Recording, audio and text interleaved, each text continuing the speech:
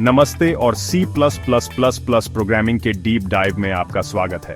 आज हम कुछ इंपॉर्टेंट कॉन्सेप्ट्स और रियल वर्ल्ड एप्लीकेशंस देखेंगे जिससे आपकी कोडिंग स्किल्स और भी अच्छी हो जाएंगी। C++++ बेसिक्स से प्रोफेशनल लेवल कोडिंग तक का सफर तय करने के लिए तैयार हो जाइए। क्लासेस एंड ऑब्जेक्ट्स से लेकर टेम्पलेट्स और STL तक सब कुछ कवर करेंगे प्रैक्टिकल एग्जाम्पल्स के साथ, ताकि आपकी समझ और पक्की हो जाए। चाहे आप स्टूडेंट हो जो प्रोजेक्ट पर काम कर रहे हैं या प्रोफेशनल जो लेवल अप करना चाहते हैं, इस वीडियो में सबके लिए कुछ ना कुछ है। तो अपना फेवरेट ड्रिंक लीजिए, अपना IDE खोलिए और शुरू करते हैं। सबसे पहले समझते हैं कि क्लासेस और ऑब्जेक्ट्स क्या होते हैं। क्लास को एक ब्लूप्रिंट समझो और ऑब्जेक्ट उस ब्लूप्रिंट से बनी हुई एक्चुअल चीज। मान लो हमारे पास कार नाम का एक क्लास है। इसमें कलर, मॉडल और स्पीड जैसी प्रॉपर्टीज डिफाइन होंगी। अब ऑब्जेक्ट एक स्पेसिफिक कार होगी, जैसे मेरी माई रेड फेरारी जिसका कलर रेड है, मॉडल 488 पिस्टा है और टॉप स्पीड वो हम पब्लिकली बताना नहीं चाहेंगे। C++++ में क्लास डिफाइन करने के लिए हम कीवर्ड यूज करते हैं और फिर क्लास का नेम लिखते हैं। क्लास के अंदर मेंबर्स डिक्लेयर करते हैं जो वेरिएबल्स या फंक्शंस हो सकते हैं। चलो एक सिंपल क्लास बनाते हैं जिसका नाम रेक्टेंगल है, जो एक रेक्टेंगल को रिप्रेजेंट करेगा। हमारे रेक्टेंगल क्लास में दो मेंबर वेरिएबल्स होंगे, लेंथ और विड्थ। हम एक फंक्शन भी डिफाइन करेंगे जो रेक्टेंगल का एरिया कैलकुलेट करेगा। Class rectangle public int length, int width, int calculate area, return length asterisk width. अब हमारे रेक्टेंगल क्लास का एक ऑब्जेक्ट बनाते हैं। क्लास नेम के बाद ऑब्जेक्ट नेम लिखकर हम ये कर सकते हैं, रेक्टेंगल माई रेक्टेंगल। अब हम डॉट ऑपरेटर का यूज करके ऑब्जेक्ट के मेंबर्स एक्सेस कर सकते हैं। चलो हमारे रेक्टेंगल की लेंथ और विड्थ सेट करते हैं। My rectangle dot length equal sign 5, my rectangle dot width equal sign 10। और अब हमारे रेक्टेंगल का एरिया कैलकुलेट और प्रिंट करते हैं। Int area equal sign my rectangle dot calculate area, cout area area endl. जैसा कि आप देख सकते हैं, क्लासेस और ऑब्जेक्ट्स हमारे प्रोग्राम्स में रियल वर्ल्ड चीजों को रिप्रेजेंट करने का स्ट्रक्चर्ड तरीका देते हैं।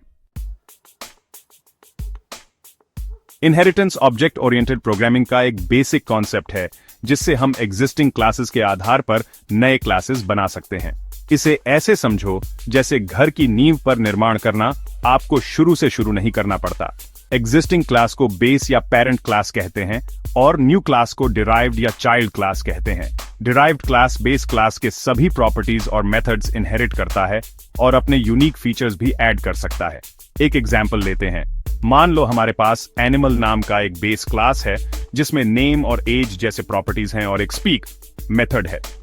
अब हम डॉग नाम का एक डिराइव्ड क्लास बनाना चाहते हैं जो एनिमल से इनहेरिट करे।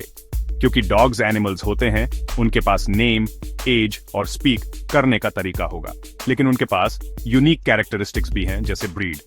Class dog, public animal, public string breed, void fetch, cout fetching the ball, endl. इस एग्जाम्पल में डॉग एनिमल से इनहेरिट करता है और उसके प्रॉपर्टीज और स्पीक मेथड मिल जाते हैं। साथ ही डॉग के पास ब्रीड प्रॉपर्टी और फेच मेथड है जो सिर्फ डॉग्स के लिए है। अब जब हम डॉग ऑब्जेक्ट बनाएंगे तो उसके पास इनहेरिटेड मेंबर्स और अपने मेंबर्स दोनों एक्सेस होंगे।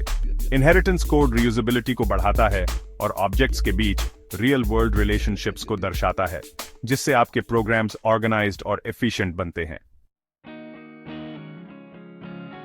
फाइल हैंडलिंग परमानेंटली स्टोर होने वाले डेटा के साथ काम करने के लिए जरूरी है। C++++ फाइल्स के साथ इंटरैक्ट करने का पावरफुल तरीका देता है, जिससे आप फाइल्स में डेटा रीड और राइट कर सकते हैं। फाइल को आपके कंप्यूटर के स्टोरेज में एक कंटेनर समझो जिसमें इंफॉर्मेशन होती है। ये इंफॉर्मेशन कुछ भी हो सकती है, टेक्स्ट, नंबर्स, इमेजेस या म्यूजिक भी। C++++ में फाइल्स के साथ काम करने के लिए हम फाइल स्ट्रीम्स यूज करते हैं। स्ट्रीम बाइट्स का सीक्वेंस होता है और हम फाइल इनपुट और आउटपुट के लिए स्पेसिफिक स्ट्रीम क्लासेस यूज करते हैं।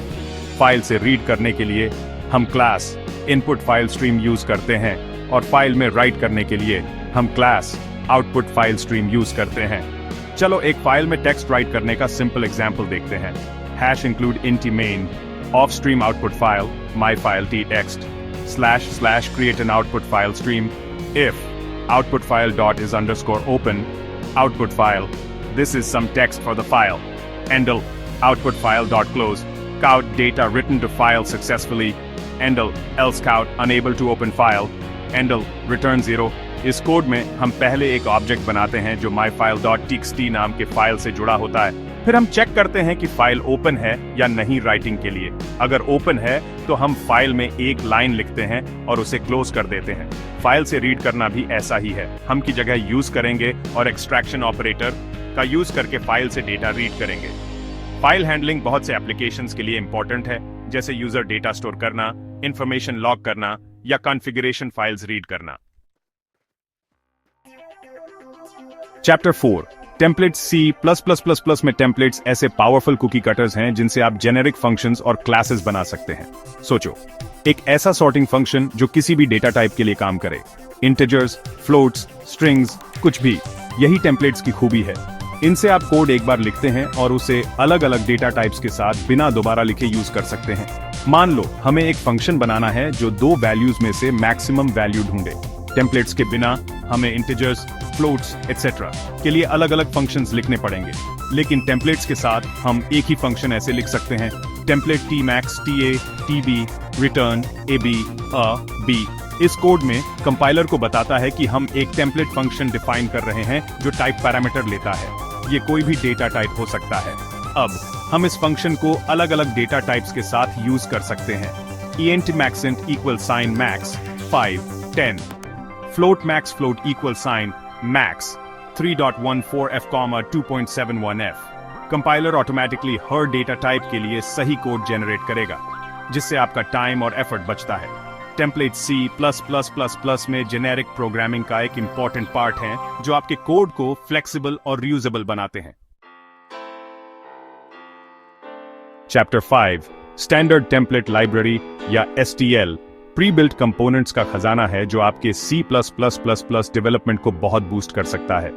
इसे ready to use data structures और एल्गोरिथम से भरा टूल किट समझो। STL के सबसे कॉमनली यूज्ड कंपोनेंट्स में से एक है।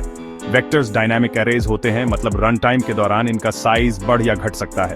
ट्रेडिशनल अरेज, जिनका फिक्स्ड साइज कंपाइल टाइम पर डिसाइड होता है, उनके अनलाइक वेक्टर्स उन सिचुएशंस में फ्लेक्सिबिलिटी देते हैं जहां आपको एलिमेंट्स की एग्जैक्ट संख्या पहले से पता नहीं होती। वेक्टर्स यूज करने के लिए आपको हेडर फाइल इंक्लूड करनी होगी। ये रहा एक simple example. #include int main vector numbers / create an empty vector of integers numbers dot push underscore back 10 / add elements to the vector numbers dot push underscore back 20 numbers dot push underscore back 30 4 int I equals sign 0 I numbers dot size plus I quote numbers I। इस code में हम पहले नाम का एक empty vector बनाते हैं, फिर हम मेथड यूज करके वेक्टर के एंड में एलिमेंट्स ऐड करते हैं। फाइनली हम वेक्टर में लूप करते हैं और हर एलिमेंट प्रिंट करते हैं। वेक्टर्स डेटा कलेक्शंस को स्टोर और मैनेज करने का कन्वीनियंट और एफिशिएंट तरीका देते हैं, और ये किसी भी C+++ प्रोग्रामर के लिए एसेंशियल टूल हैं।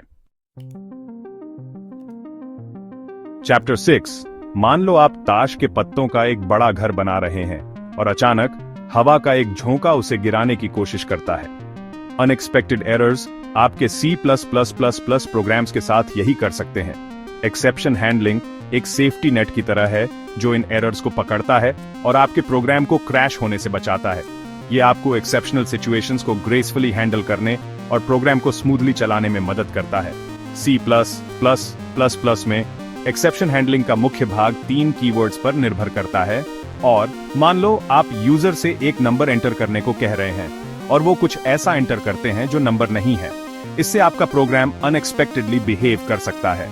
एक्सेप्शन हैंडलिंग से आप इसे ऐसे हैंडल कर सकते हैं: try int num could enter a number, cn num if sin dot fail, throw runtime error invalid input, // process the number catch, const runtime underscore error and e, ser error e dot what, endl। इस code में block उस code को enclose करता है जो exception throw कर सकता है। अगर कोई एक्सेप्शन होता है तो उसे कीवर्ड से थ्रो किया जाता है। ब्लॉक फिर एक्सेप्शन को कैच करता है और उसे अकॉर्डिंगली हैंडल करता है। एक्सेप्शन हैंडलिंग सुनिश्चित करता है कि आपके प्रोग्राम्स रोबस्ट हैं और अनएक्सपेक्टेड सिचुएशंस को ग्रेसफुली हैंडल कर सकते हैं। चैप्टर 7 लिंक्ड लिस्ट्स डेटा की चेन्स की तरह होते हैं, जहां हर एलिमेंट, जिसे नोड कहते हैं, सीक्वेंस में अगले एलिमेंट को पॉइंट करता है। एरेज, जो एलिमेंट्स को मेमोरी में कंटिग्यूअसली स्टोर करते हैं, उनके अनलाइक लिंक्ड लिस्ट्स मेमोरी में स्कैटर्ड हो सकते हैं। लिंक्ड लिस्ट में हर नोड में आमतौर पर 2 पार्ट्स होते हैं, डेटा और अगले नोड का पॉइंटर। लिस्ट का लास्ट नोड या को पॉइंट करता है जो लिस्ट के एंड को इंडिकेट करता है। इंटीजर स्टोर करने के लिए एक सिंपल लिंक्ड लिस्ट बनाते हैं। Struct node int data, node asterisk next, node asterisk head equal sign null ptr, / initialise the head of the list to null ptr। अब हमारी लिस्ट में कुछ नोड्स ऐड करते हैं। Node asterisk new node equal sign new node, data equal sign 10, new node next equal sign head equal sign new node equal sign new node, data equal sign 20, new node next equal sign head equal sign new node. हमने दो nodes add किए हैं, एक में data 10 है और दूसरे में 20। ध्यान दो कि कैसे हम हर बार न्यू नोड ऐड करते समय पॉइंटर अपडेट करते हैं। लिस्ट को ट्रैवर्स करने और एलिमेंट्स प्रिंट करने के लिए हम लूप यूज कर सकते हैं। Node asterisk current equal sign head, while current equal sign null ptr, count current data, current equal sign current next। Linked lists उन सिनेरियोज में एडवांटेजेस देते हैं जहां आपको लिस्ट के बीच में एलिमेंट्स फ्रीक्वेंटली इंसर्ट या डिलीट करने होते हैं। तो आज के एडवांस्ड C+++ प्रोग्रामिंग सेशन के लिए बस इतना ही। मुझे उम्मीद है कि आपको ये इंफॉर्मेटिव और इंटरेस्टिंग लगा होगा। अगर आप चाहते हैं कि हम किसी स्पेसिफिक टॉपिक को डिटेल में कवर करें तो कमेंट्स में बताइए। लाइक, शेयर और सब्सक्राइब करना न भूलें और प्रोग्रामिंग ट्यूटोरियल्स के लिए जुड़े रहें।